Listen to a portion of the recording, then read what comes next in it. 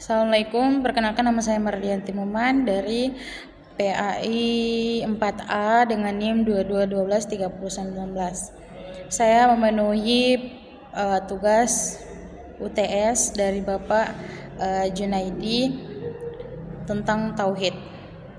Pengertian tauhid.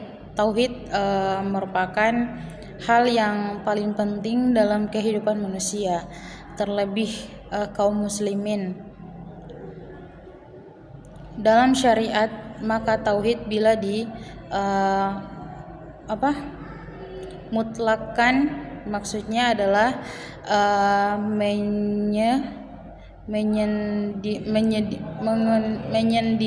mendirikan atau mengesahkan Allah dalam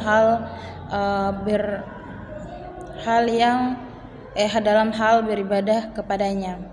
Yang kedua, pembagian tauhid dan contoh-contohnya. Pertama itu rububiyah. Rububiyah adalah kata yang dinisbatkan kepada salah satu nama Allah Subhanahu wa taala, yaitu Rabb. Nama ini mempunyai beberapa arti seperti pemimpin, pemilik, penguasa, dan pemelihara. Rububiyah adalah segala hal yang tidak bisa dilakukan kecuali oleh Allah. Nah, yang kedua itu uluhiyah, yakni keyakinan atas keesaan Allah Subhanahu wa taala dalam tujuan perbuatan hamba Allah yang melaksanakan dengan tujuan taqarrub dan ibadah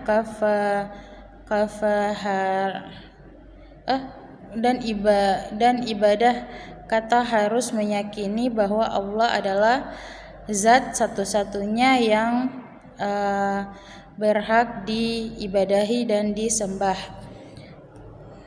Yang ketiga itu asma wal sifat, yaitu dengan menetapkan nama-nama mulia, sempurna, hakikat dan kandungannya hanya bagi Allah Subhanahu wa taala saja, tanpa menyamakan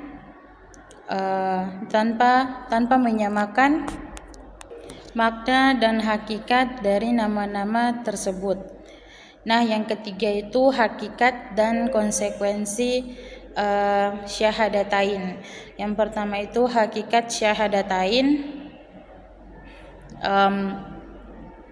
Syahadat merupakan rukun Islam yang pertama. Syahadat merupakan tenda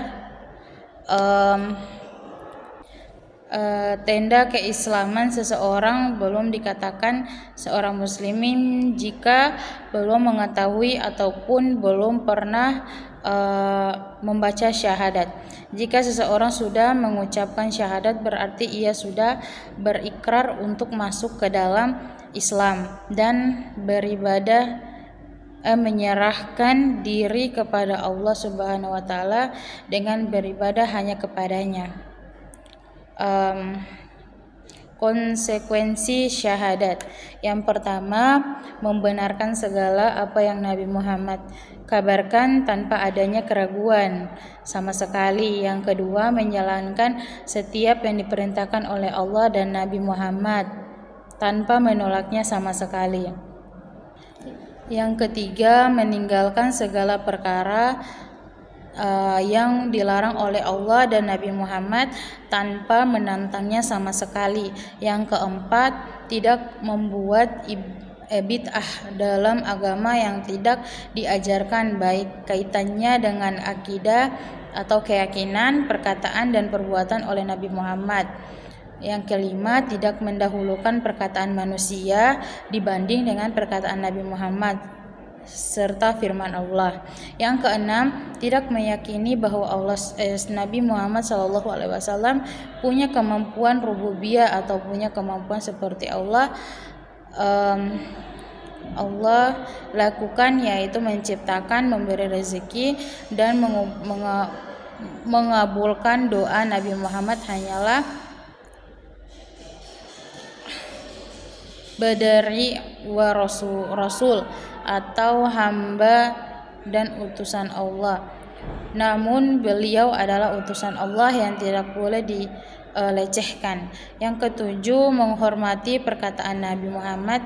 Contohnya kata tidak boleh menyebarkan hadis-hadis palsu dan membuatnya dengan maksud tertentu. Nah, yang keempat, pengertian dan pembagian syirik. Pengertian syirik. Syirik adalah persekutuan Allah Subhanahu wa taala dengan mungkin salah satu ibadah kepada dengan menunjukkan salah satu ibadah kepada makhluknya. Syirik merupakan dosa besar yang tidak dapat diampuni. Pembagian syirik itu ada syirik akbar dan syirik asghar. Nah, syirik asghar terbagi menjadi dua, yaitu syirik zahir dan syirik khafi. Nah, yang kelima itu faktor merusak tauhid. Yang pertama itu ada syirik, yang kedua itu ada